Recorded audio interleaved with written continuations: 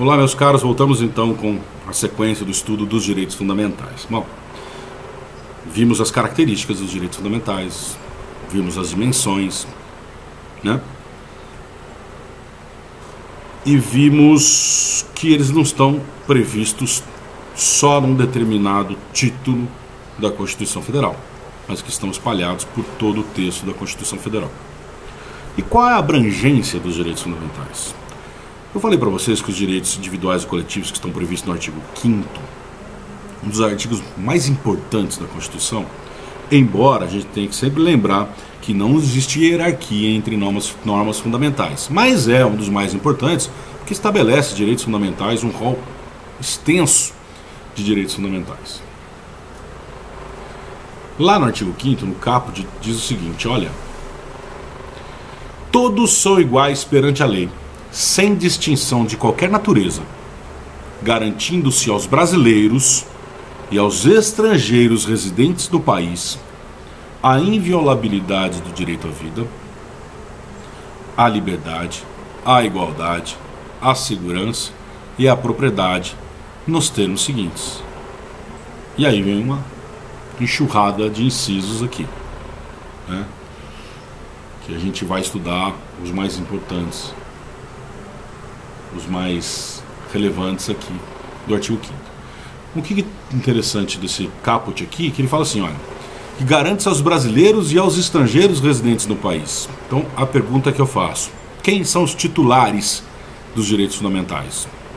Pelo que diz o artigo 5º, literalmente, os brasileiros e os estrangeiros residentes no país. Ninguém mais. Mas não é isso, gente. Tá? Atenção. Os direitos fundamentais cabem a todas as pessoas.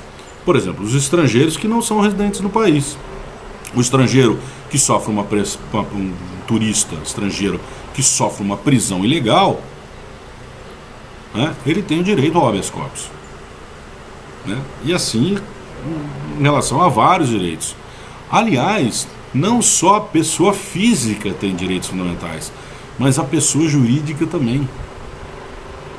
A pessoa jurídica possui direitos fundamentais. É óbvio que dentro daquilo que lhe cabe, né? Eu não posso falar em tortura, né? Ninguém será submetido a tortura nem a tratamento desumano ou degradante, conforme está previsto no artigo 5º, inciso 3, com relação à pessoa jurídica. Não dá para se torturar uma pessoa jurídica, porque uma pessoa jurídica é uma ficção jurídica, né? É uma ficção criada para efeitos administrativos e tributários. Não existe de fato algo palpável à pessoa jurídica, né? Ainda que a pessoa jurídica tenha um estabelecimento comercial, não existe. Então não dá para falar. Proteção da dignidade da pessoa jurídica, ela existe em relação ao nome da pessoa jurídica, né? Então eu, por exemplo, se eu saio criticando um determinado fornecedor de produtos, eu posso ser processado porque eu estou falando mal daquele determinado fabricante de produto, né? Posso ser processado se eu estiver mentindo. Eu tenho o direito de manifestação livre do meu pensamento, mas eu também posso sofrer as consequências. Tá certo?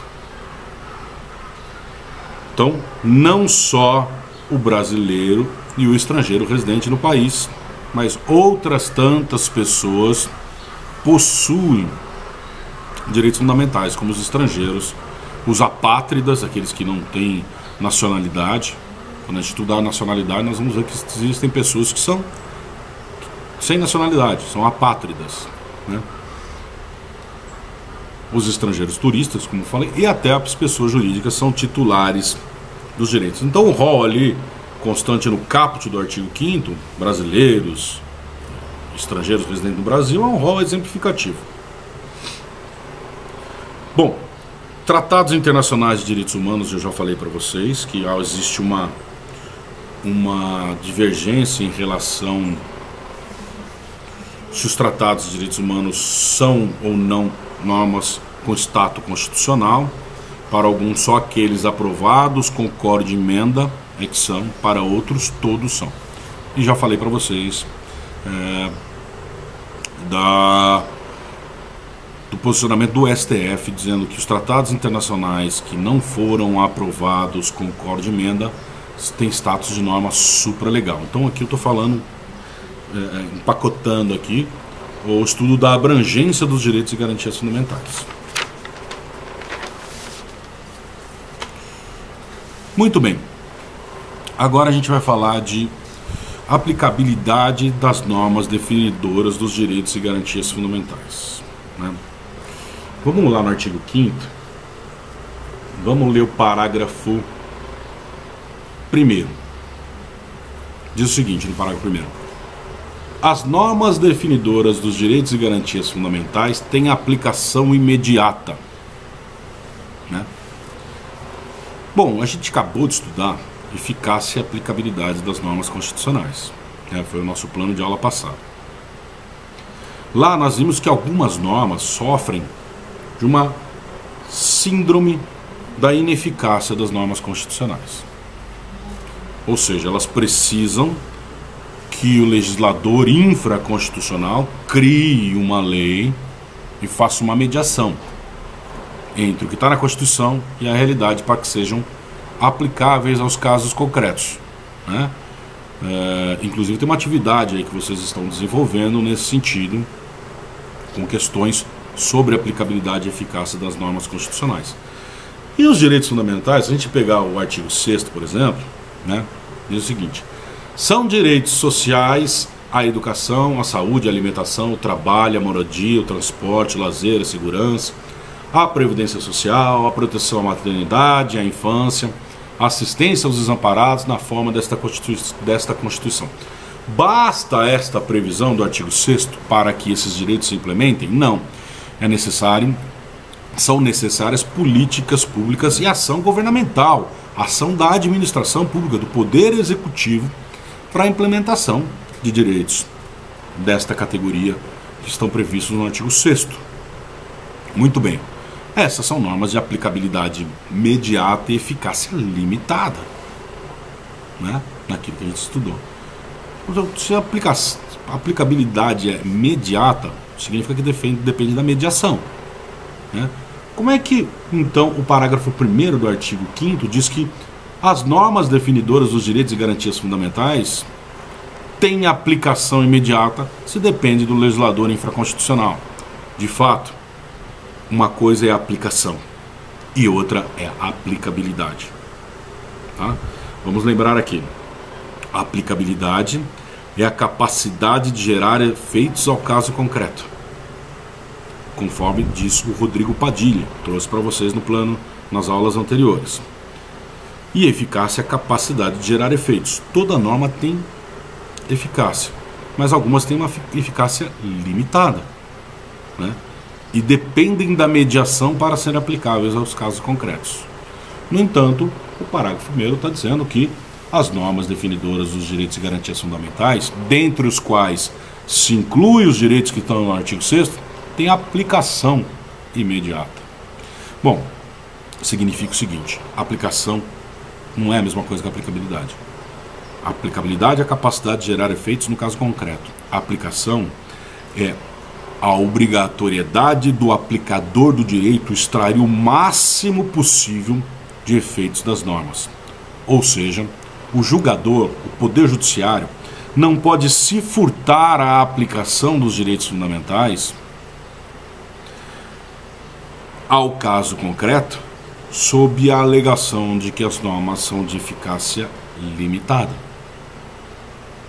Embora isso, de certa forma, complique a realização do direito no caso concreto, é evidente, né? Mas então o que nós extraímos disso? Que as normas de direitos fundamentais devem ter extraídas delas a maior quantidade de efeitos possíveis. A maior quantidade de efeitos possíveis devem ser extraídos das normas definidoras dos direitos e garantias fundamentais. Não basta que o julgador diga: olha, não vou aplicar porque a aplicabilidade é imediata. Não, ele tem que utilizar aquela fundamentação, a previsão constitucional e de alguma forma solucionar para que se dê maior eficácia possível para que se atinja o maior número de efeitos possíveis das normas definidoras dos direitos fundamentais. Evidentemente que ele não pode avançar além da sua função, né?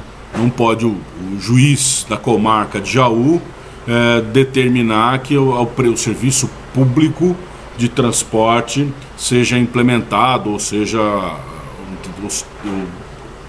dizer como vai acontecer, implementar ele o direito ao transporte, por exemplo, ou o direito à moradia dentro do município de Jaú, né?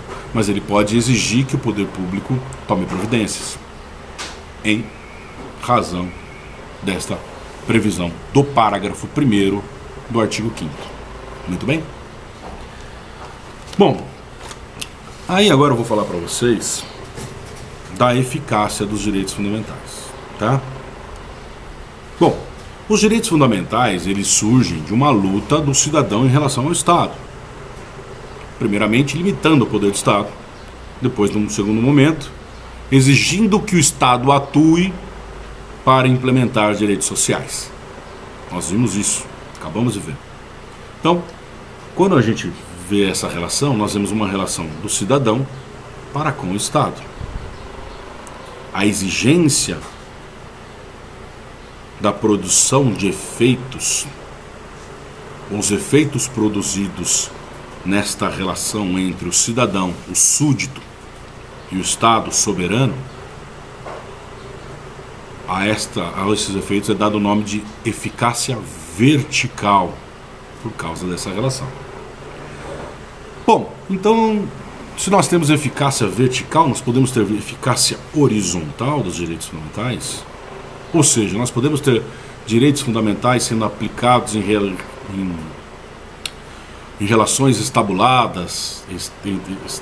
entabuladas, estabelecidas entre particulares?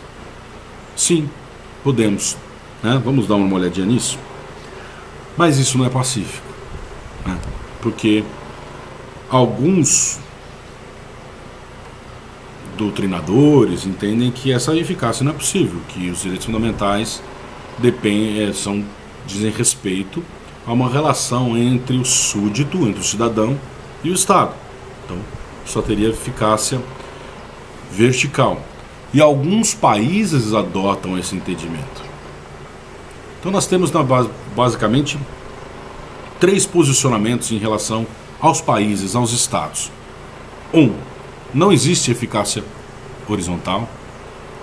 2. Existe eficácia horizontal, mas depende de lei infraconstitucional. E 3. Existe eficácia horizontal independentemente da necessidade de lei infraconstitucional. Então a primeira é a teoria da ineficácia horizontal, que nega a eficácia horizontal. Esta teoria, que goza de menor prestígio, que é menos adotada pelos países, é adotada pelos Estados Unidos. Mas o Daniel Sarmento, que fez um estudo, morou nos Estados Unidos, fez um estudo muito interessante sobre direitos fundamentais dos Estados Unidos, ele diz o seguinte: olha, mesmo nos Estados Unidos, se a gente pegar, por exemplo, só um exemplo, a 13ª emenda da Constituição Americana fala da proibição da escravidão, direito fundamental. E esta 13ª emenda, evidentemente, se aplica nas relações entre particulares. Ou seja, não é só o Estado que não pode escravizar, os particulares também não podem escravizar, né? Mas lá há um entendimento geral de que os direitos fundamentais não se aplicam às relações entre particulares.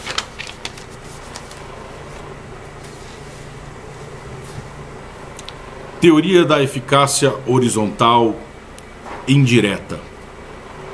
Então a primeira é a teoria da ineficácia horizontal, a segunda é a teoria da eficácia horizontal indireta. A incidência horizontal pode existir,